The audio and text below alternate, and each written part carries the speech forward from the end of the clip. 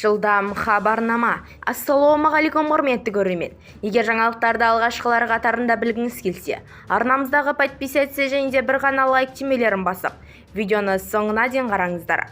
Қазақстандықтардың зейнетақы жинағы шетелдік компаниялардың басқаруына берілмек.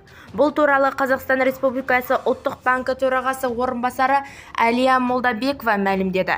Молдабекованың сөзінше, ұлттық банк Қазақстан Республикасы қаржы нарығындағы реттеу және дамыту агенттігімен, еңбек және халықты әлеуметтік қорғау министрлігімен бірлесіп, президенттің жарлығымен бекітілген жалпы ұлттық іс-шаралар жоспарын іске асыру бойынша жұмыс жүргізілген. Бұл ретте зейнетақы активтерін басқаруға жеке басқарушылар компанияларының тарту мүмкіндігі қарастырылатын БЖЗК-ның тиім инвестициясын стратегиясын әзірлеуге көздейді. Бізді тамашалауды жалғастырыңыз және де жаңалықтарды алғашқылар қатарында біле отырыңыздар.